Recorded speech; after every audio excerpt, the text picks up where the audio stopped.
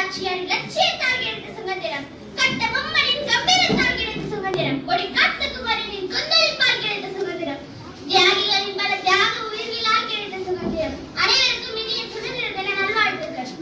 ஆயுதமேந்தி போராடிய முதல் இந்திய விடுதலை போராடி, வீரத்தில் ஜான்சி ராணிக்கு முன்னோடி, சபதமிட்டு ஆங்கிலேயரை வென்று சிவகங்கையை மீட்டெடுத்த இந்திய விடுதலைக்கு வித்திட்ட முதல் பெண் பேரரசி.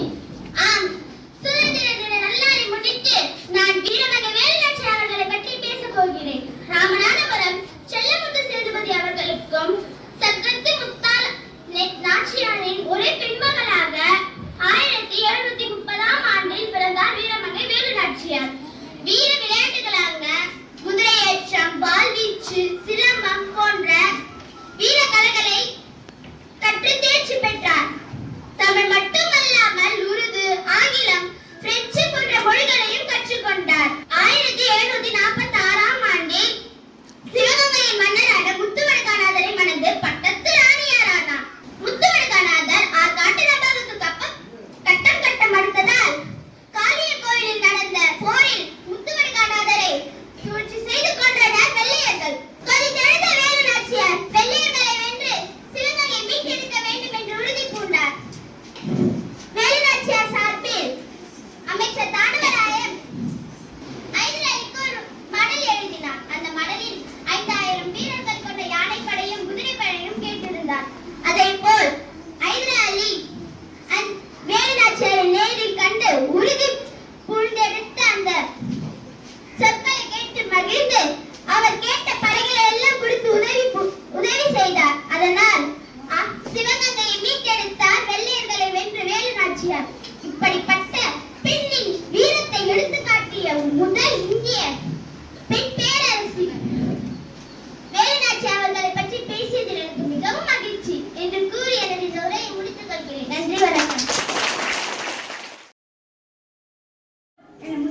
முதல் பெண் வணக்கத்தை தெரிவித்துக் கொண்டு என் உரையை நான் தொடங்குகிறேன். என் பெயர் சே. தட்சிணநாட்டை தமிழ் படிக்கின்றேன்.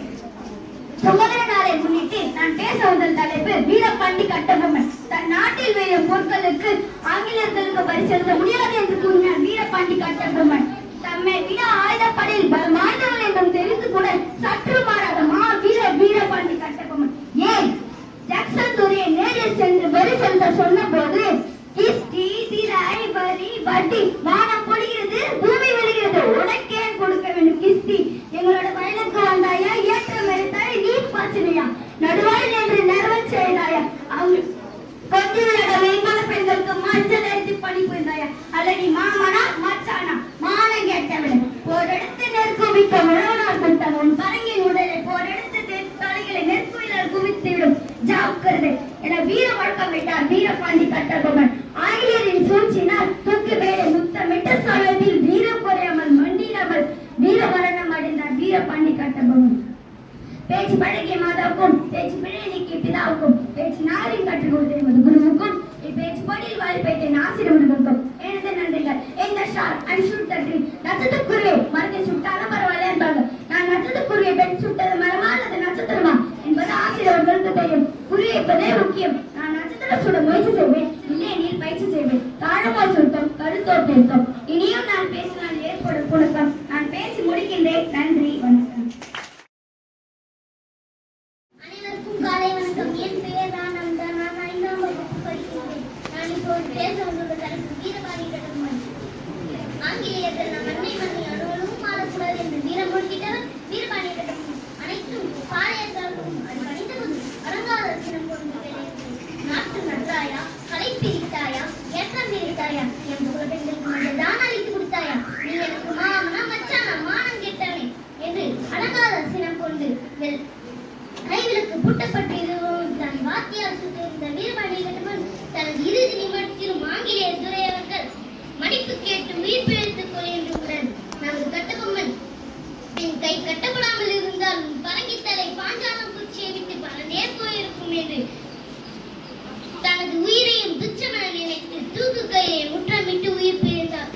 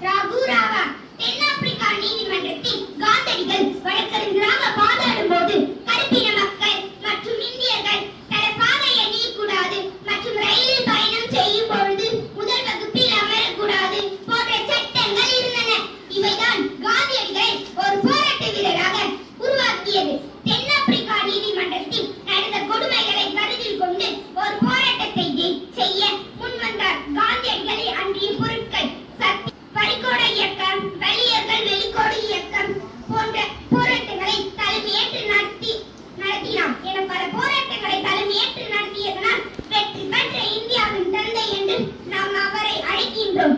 செய்ய அல்ல செத்து மடிய அன்றைய மனிதனின் தியாகம் தான் நாம் இன்று சுவாசித்துக் கொண்டிருக்கும் சுதந்திர காற்றானது. ஆங்கிலேயன் விட்டு சென்ற காந்தியை நம் சுதந்திர இந்தியா பறித்துக் கொண்டது.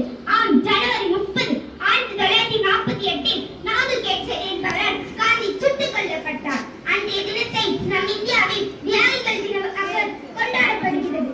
நாளை இறந்து விடுவாய் என்றால் இன்றே வாழ்ந்து விடு. வாழ்க்கையை இன்னும் இருக்கிறது என்றால் காத்துக்கொண்டே இரு. உன் மனதில் இருக்கும் எண்ணங்கள் தான் உன் வாழ்க்கை மாற்றும் வண்ணங்கள் என்று காந்தி வழியை பின்பற்றுவோம். வாய்ப்புக்கு நன்றி கூறி விடைபெறுகிறேன். நன்றி, வணக்கம். உட்படுகிறேன். நான் கூற வந்துள்ள தலைப்பின் பெயர் சுதந்திர தின கவிதை. அகிம்சை வழியில் காந்தியும், ஆயுதமேந்தி நேதாஜியும், எழுதுவர் கொண்டு பாரதியும், வீர மங்கையார்கள் நாச்சியாரும், கப்பம் கட்ட மறுத்த கட்ட பொம்மனும் என்ற வீரர்களின் தியாகத்தாலும் பிறந்த சுதந்திரம். எனவே சுதந்திரத்தை பேணி காப்போம். நன்றி.